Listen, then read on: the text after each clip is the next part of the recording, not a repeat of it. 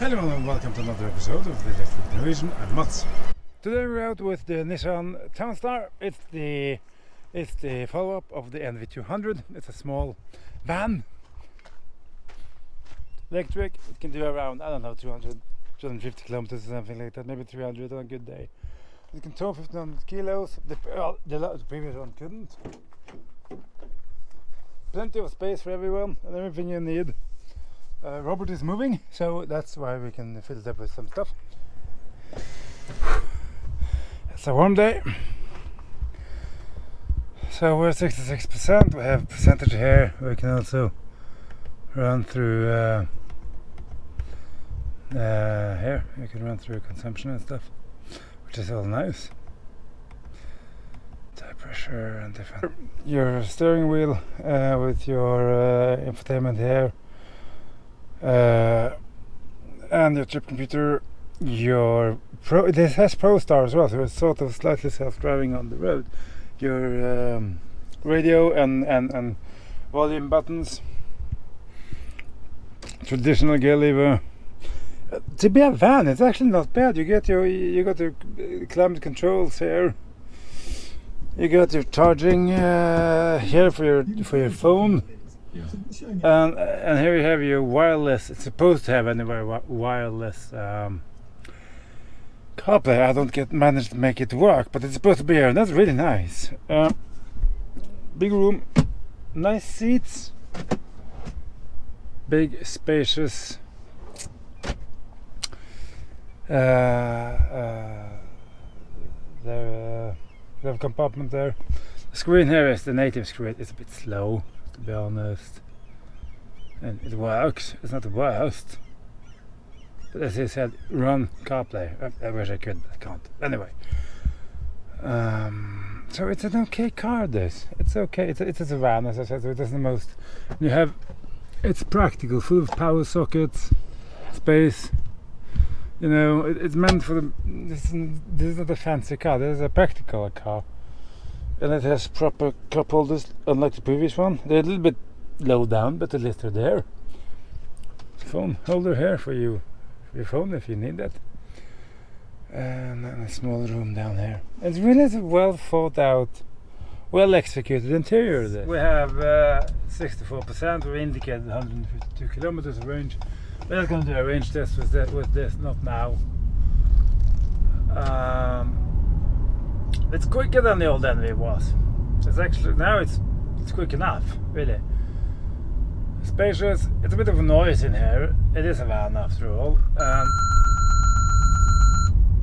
Oh my word! It just saw the car and just went crazy and thought it was supposed to crash. Well, at least it has forward collision. That's nice. It has a lot of modern safety systems, as it clearly just proved. And it is keyless entry. So if you have the key in your pocket, it will unlock. It also unlocks the cargo bay. So if you carry a box, for instance, and it's raining, you don't have to put the box down in the water to pick the car up. You can just open the door. It's brilliant.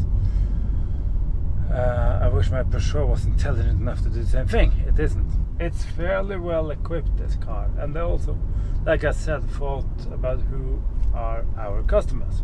I've driven the old car, the previous car to this, a lot. And that had a small battery and a very limited range. This one has a relatively limited range as well, but it's a lot better. And they've updated the entire car, so it now feels a bit more modern. The range maybe could have been better. I mean, 200 kilometers isn't world beating in any way, sense of form. But still, my Peugeot does around the same, a little bit more now in the summer, and that's a much bigger car than this. But it still serves 97% of everything I do. So look at that way. That maybe it isn't half as bad. So it's a decent. It could have been a little bit softer, but instead of this foul leather, they could have actually been in something else, maybe. Otherwise, you can just put covers on them.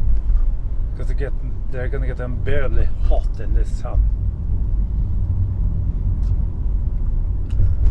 Climate control does its job at beavering away, keeping you cool. Consumption is running at around 180 watt hours, which is okay. I mean, it's a van, so you can't do magic after all. Prodigious amount of torque there in this thing, though. I mean, it's not very powerful, but when you flow it, you can just feel it trying to go everywhere else than straight forward, which is a slight bit, well, it's not, it just struck me now as unnecessary, but whatever. I guess it is what it is. Unlike in the NV200, which always was crap because it was incredibly cheap feeling inside. This is also cheap feeling inside, but it's less cheap feeling and it's more okay because they've updated what they needed to update. It still could have been a little bit quieter in here, though. It still is cheaper than a lot of its competitors, and so you gotta get a bit more equipment for your money at least. And it does what it's supposed to do. Except for, of course, the stupid charging situation, which is particularly for Norway and Bulgaria, I think, and also Iraq. It has a 230 volt power grid. Well, the old part of the power grid is that. This is built for the 400 volt that everything else, the rest of Europe, runs on.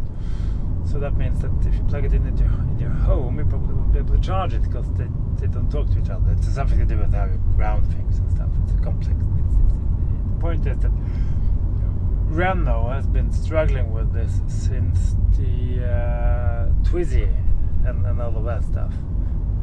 And they still haven't fixed it. And this is a Renault Kangoo. After all, they work together. And they still haven't fixed it. I mean, the rest of the car industry has fixed it. The Chinese have fixed it. So it's bad on you, Nissan. You didn't have that problem with the previous car. So they're lazy. But apart from that, it's okay. Let's get to the motorway and see what we find out, shall we? Well, the Pro Pilot definitely works. It works very alright, actually. Now we're on the motorway, and well, it isn't particularly quiet in here, is it? No, it isn't particularly quiet in here at all, in fact. Wind noise coming in from the windows, and yeah, well, people complained the ID bus was noisy. No, the ID bus is chapel compared to this. Suspension is nice on it, though. It's really supple and nice. Sometimes it can be tuned a little bit hard, particularly in the rear, because it's supposed to be loaded up. But here it's really nice. Yeah. And also power-wise, it's okay. Perfectly right. Adequate. Adequate is the right word. Yeah.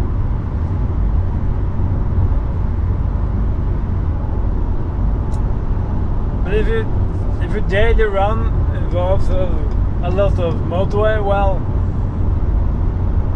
get something else. Just for your own health and your own, hearing. This is it can be very tiring over time. But I mean, apart from that, sure, it's a nice van. It's well equipped. It does what it's supposed to do, as it says on the tin. Range is alright. Yeah, not bad, Nissan. Apart from the charging situation, mind you. And thank you to Brunnes Auto for lending me this car.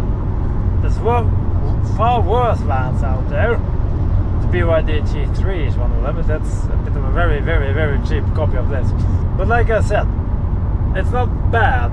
It just could have been a little bit better. And again, it depends on what you're supposed to do with it, and where you're supposed to go. If you're mostly going on the local roads and around your own district and locally, then this is brilliant. If you're going to go a lot of motorway, well, try and find something quieter than this. I know they're out there. So, hope you appreciated this short video of the Nissan Townstar. And take care, enjoy the summer, and I'll see you in another car. Bye bye.